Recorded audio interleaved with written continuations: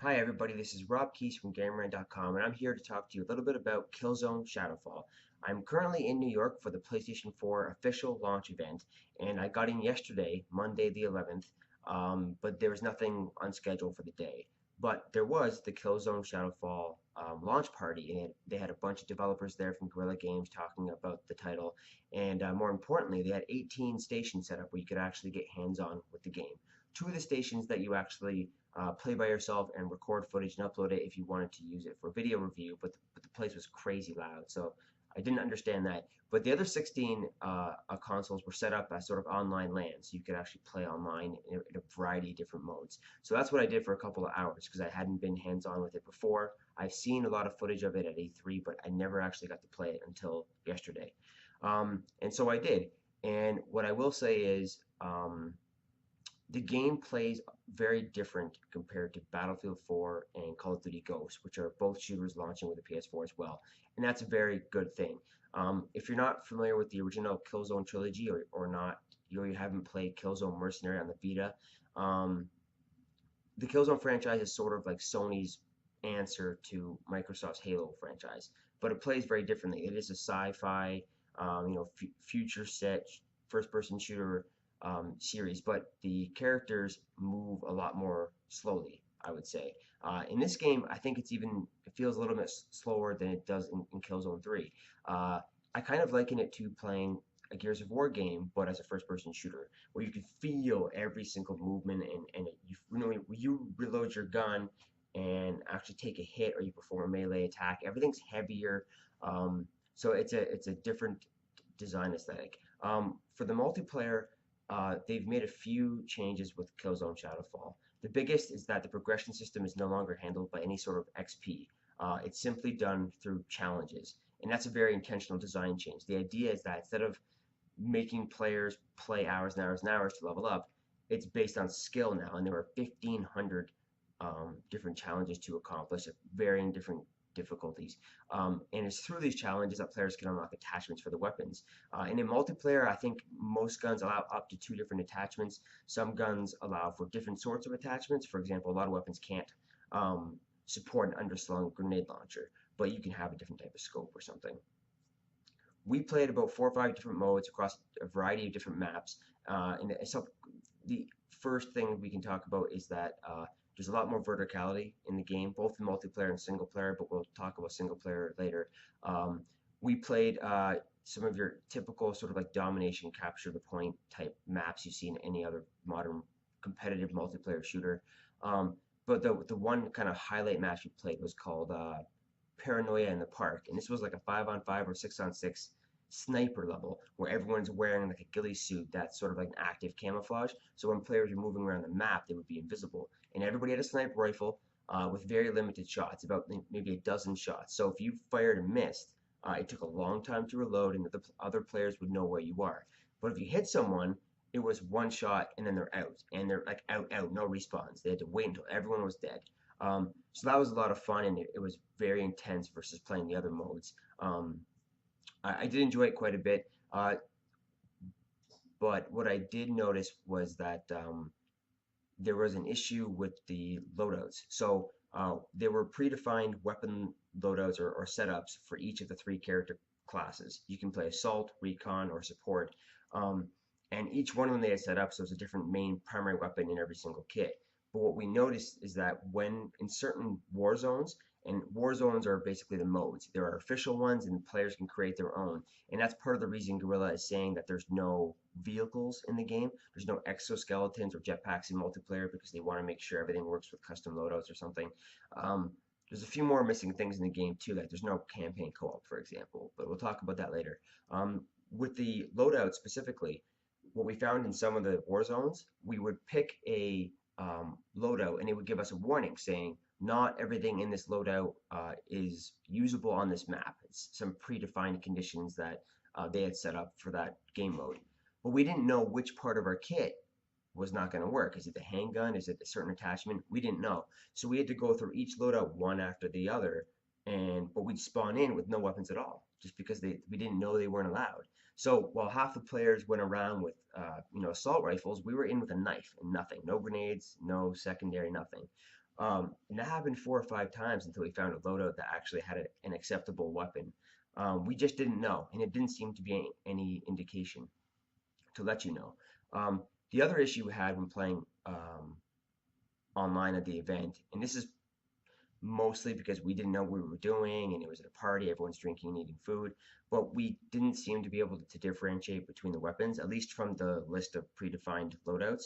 Um, there was no way to compare the one weapon to another, like no indication on stats. But what we found out today from talking to the developers in the private session is that that actually is in the game. So probably when you're picking your loadout, when you're designing your loadouts before you actually play online, there are like little stat bars to indicate, things like range and damage and stability or whatever. Um, because most of the all the weapons are fictional weapons. You don't know which one's better at longer range fire versus close range.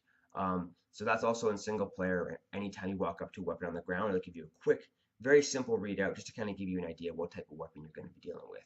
So the multiplayer was fun.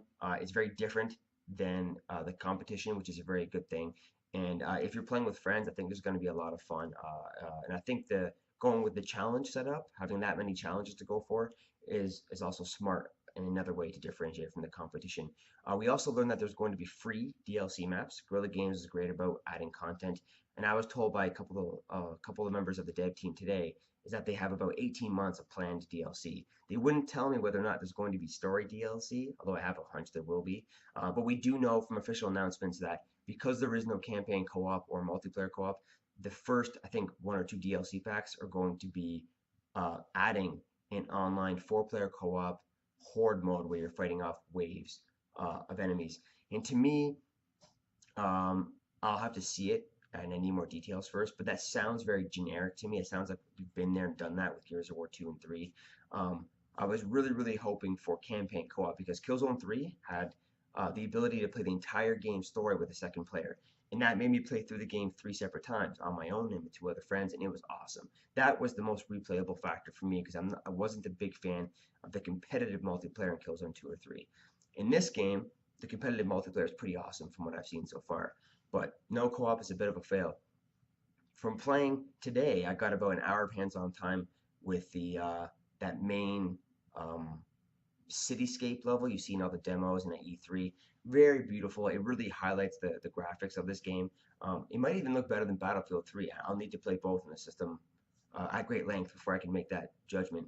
Um, but this level was awesome. There's a lot of verticality, and I got a good chance to try out all the abilities and the owl. So if you don't know what's going on in Killzone Shadowfall, the game takes place about 30 years after the Killzone trilogy. And Killzone 3 ended with Helghan, the sort of enemy world, getting annihilated. It's just ruins now. So this is 30 years later. We're back on Vetcan. I think that's the name of the planet. And the government has allowed Helghan refugees to live in the city. So now there's basically a walled off area. And on one side of the city is the Helghan, the other side of the city is the Vetkans, and there's sort of like a Cold War brewing. So where the Killzone trilogy was all-out war, this is more of a Cold War espionage game, and you're playing a new character who's a shadow marshal, and you're sort of like this blackest of the black ops, secret agent slash one-man army. So that's part of the reason why there's no co-op. You are one person. There are AI friendlies you meet, and throughout the story, you partner up with different people, and you partner up with an operative from the Helghan forces. Um, but you're not with a team. You are like the entire game, like you were in Killzone 3, where it made more sense to have a co-op partner. Another reason there's no co-op partner is because um, of the new gameplay features they've added. Now the playable character, has abilities and a drone called the Owl, and the Owl can be deployed as a unit to help attack enemy forces. So if you're being shot by three or more guys, you can send it out to attack them. If you're low on health, it can come out and help you. You can use it to deploy a shield, a stationary energy shield in front of you. And throughout the game, it's used as a source of a grappling hook, so you can hang off of it as you um, swing down into a building or whatever. And it's also used to revive you if you get downed. It's kind of a cool cinematic moment. So there's a lot of neat features there, and you control the Owl using the touchpad on the DualShock 4 controller. So you swipe in any of the four directions, and it'll perform any of the four functions. You can also use the D-pad for four other abilities or features. Going up, for example, will give you a list of objectives. Going down will switch to the secondary option on guns. And I think there's about 22 weapons, like main primary weapons in the game. And most of them, not all of them, but most of them have a secondary function. We saw an assault rifle that could transform into a long range, like Gauss rifle, sniper rifle thing. And we also picked up a couple of rifles that had like an underslung grenade launcher or shotgun underneath. So things like that. Going left and right actually have abilities. So going right on the D-pad is like a sonar sweep, and the longer you hold it down, the further the radius is, and it gives you like an indication, 360 degrees and up and down everywhere of where friendlies and enemies are. So you can plan out your attack, but you have to be careful, and it's a bit of a mini game to use it because if you hold it down too long and really get aggressive with your scanning, the enemies will detect you and start coming after you. So if you're playing secretive or stealthy with a silenced weapon, you blow in your cover and you're screwed. Um, the left activates an adrenaline ability. An adrenaline you'd pick up in packs, and you can carry. I think you just carry one at a time. And it basically, if you're getting hurt and taking a beating, it'll slow down times. You can take more hits and fight back.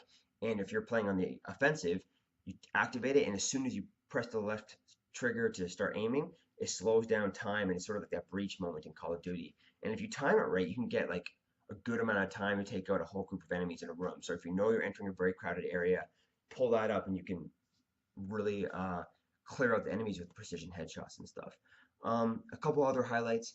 They've improved the animations, not just for moving around and doing things like grappling down a wall, um, but with the melee attacks, and you can like string melee attacks together. It's very gruesome, very brutal, but it feels good. And the advanced motors in the DualShock controller, it really make you feel the impact. And that's the same for firing weapons, reloading, all those little subtle differences you can notice in the controller, and it's a big improvement.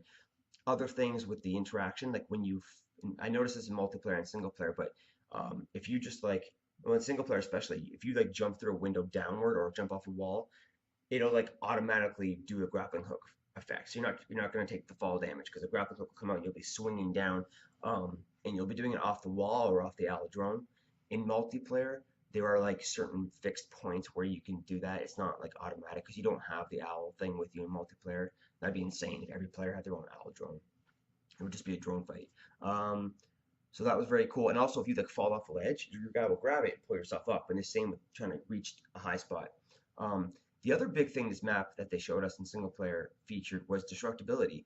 So you could of course destroy the windows and stuff by getting down, but once we were going through the levels downward, we could blow through walls. There were light walls that were like wood. There were some construction areas with weak walls, but it seemed like there was like not many limits to what I could blow up. And you could just melee through the wall. You can go crashing through it. You can take a shotgun or like a minigun and blast through it. You can throw C4 grenades at it and blow it up.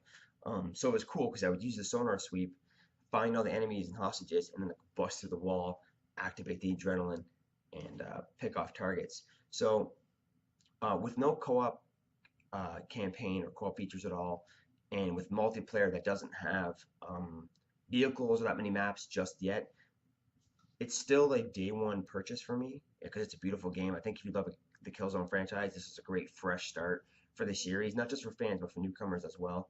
Um, but what's really going to have to sell me is the full 10-hour story campaign. I think where Battlefield 4 and Call of Duty Ghosts are kind of doing their own thing with multiplayer, they were both letdowns on the single player front. Battlefield 4 had a very short campaign, and Call of Duty Ghosts was very wash, rinse, and repeat. Been there, done that. So Killzone has a chance to really stand out. It's the only like sci-fi shooter coming out at launch, not including third-person games like Warframe. And it's gorgeous. It's beautiful, beautiful, beautiful, beautiful. It's exclusive to the PS4. So if they can get a good story there, then that's the selling point. Until they start bringing out DLC that adds the co-op campaign, or not co-op campaign, but the co-op horde mode thing. And I really hope they differentiate that. My fear is that because I think they're copying certain elements here and there, that the co-op campaign may be very basic horde mode. But I've already have horde mode in other games. I want this to be new, better, and different. I don't know what that is yet. And the reason I'm concerned is because in multiplayer, Guerrilla Games also added another feature where once the game is over, three of your soldiers line up like your top scoring guys, and you see like the top scoring guy in the enemy team on the ground, and you can execute him in a variety of ways to kind of like rub in the defeat. And that like is totally ripped from Far Cry 3. That's the exact same system as Far Cry 3. So I'm hoping they're not just copying elements to fill it in. Uh, I know they've been working on this game for 3 years, so I'm hoping there's a lot more to it. I do know in the campaign that you're not just on back in the home world from the first original Killzone, but you actually get to go into space. You get to go on both sides of the city wall, and you get to go back to Helghan and see like the ruins of what happened in Killzone 3 30 years before. And there are, even though it's 30 years later, you are going to see a few familiar faces and references here and there to kind of tie it into continuity. But for the most part, it's sort of a new entry, a new starting point, a fresh start for the series. So I'm excited for it. It plays wonderfully. It's one of the most polished games I've seen yet for the next gen consoles. So if you're a PS4 buyer, this is probably the shooter to get if because all the other ones are multi-platform. Hey, so until next time, I'm looking forward to our full Killzone Shadowfall review and reviews of the hardware and all the first-party exclusives, along with the third-party games after launch. Stay tuned to GameRant.com.